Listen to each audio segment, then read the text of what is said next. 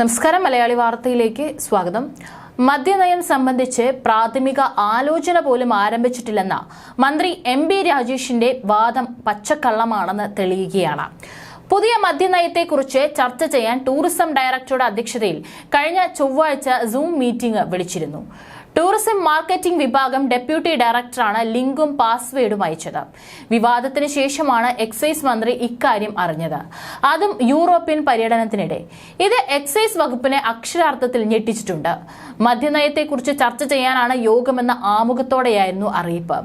Federation of Kerala hotels association സംസ്ഥാന president V Sunilkumar ഉൾപ്പെടെയുള്ളവർ യോഗത്തിൽ പങ്കെടുത്തു.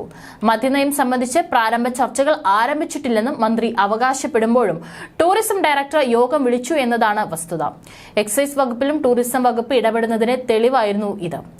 എക്സൈസിനെ അറിയിക്കാതെ യോഗം വിളിച്ചതിൽ മന്ത്രി എം.ബി. രാജേഷിനും പ്രതിഷേധമുണ്ട്.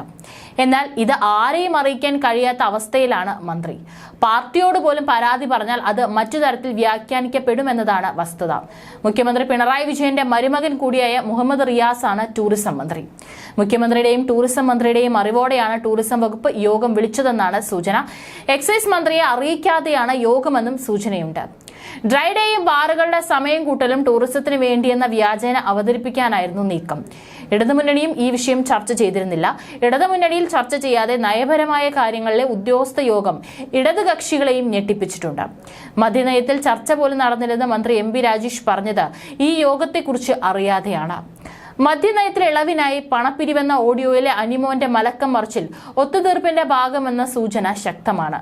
സർക്കാരിനെതിരെ നിലനിൽക്കുന്നതിന്റെ പ്രായോഗിക പ്രശ്നങ്ങളും മനസ്സിലാക്കിയാണ് മനം മാറിയത്. ഇതോടെയാണ് പരസ്യമായി വിശദീകരണം നൽകാതെ വാട്സപ്പ് സന്ദേശം നൽകി തല ഉയരിയത്. മദ്യനയം പ്രഖ്യാപിക്കാനിരിക്കെ എത്തിയ അനിമോന്റെ ശബ്ദ സന്ദേശം രാഷ്ട്രീയ കേരളത്തെ പിടിച്ചുകുലുക്കിയിരുന്നു. ഓഡിയോ പുറത്തു വന്നതിന് പിന്നാലെ ശബ്ദത്തിന്റെ ഉടമ അനിമോന്റെ ഫോൺ സ്വിച്ച് ഓഫ് ആയി. ഇതിനിടെ മദ്യനയത്തിൽ ചർച്ച നടന്നില്ലെന്നും മറ്റും പറഞ്ഞ് മന്ത്രി എം.ബി. രാജേഷ് പോലീസിന് പരാതി നൽകി. ഇതിനുശേഷം അദ്ദേഹം വിദേശത്തേക്ക് കടന്നു. പിന്നാലെയാണ് ടൂറിസം വകുപ്പിന്റെ ഇടപെടൽ പുറത്തു വന്നത്. 2 ദിവസത്തെ മൗനത്തിന് ശേഷം വാട്സ്ആപ്പ് സന്ദേശവുമായി അനിമോൻ എത്തിയതിന് പിന്നിൽ കടുത്ത സമ്മർദ്ദമാണെന്ന് സൂചനയുണ്ട്. ബാർ നടത്തിപ്പുകാരൻ സർക്കാരിനെതിരെ തിരിഞ്ഞാലുണ്ടാകുന്ന ഭവിഷ്യത്ത് സഹപ്രവർത്തകർ വഴി ബോധ്യപ്പെടുത്തിയതിന് പിന്നാലെയാണ് സന്ദേശമെത്തിയത്. ഇത് സർക്കാരിനും ആശ്വാസമാണ്. സർക്കാർ മദ്യനയ പരിഷ്കരണം ആരംഭിച്ചതിന്റെ തെളിവാണ് ടൂറിസം വകുപ്പിന്റെ യോഗം. മദ്യനയത്തിൽ വരുത്താൻ പോകുന്ന മാറ്റങ്ങളെക്കുറിച്ചുള്ള അറിവാണ് ഉടൻ യോഗം ചേരാൻ ബാർ ഉടമകളെ പ്രേരിപ്പിച്ചത്.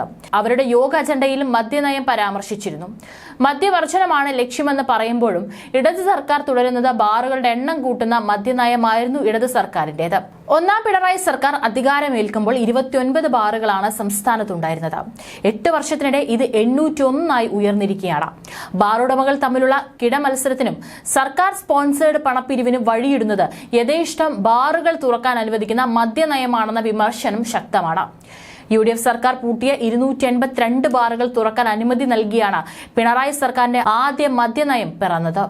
3 സ്റ്റാറിലേക്ക് എത്തി ലൈസൻസ് നേടിയ ബിയർ വൈൻ പാർലറുകളുടെ ലൈസൻസ് പുതുക്കലായി പരിഗണിച്ച് പുതിയ ബാറുകളുടെ കണക്കിൽ നിന്ന് ഒഴിവാക്കി. ഇതിലൂടെ മാത്രം 442 ബാറുകളാണ് പിണറായി സർക്കാർ കേരളത്തിൽ തുറന്നത്.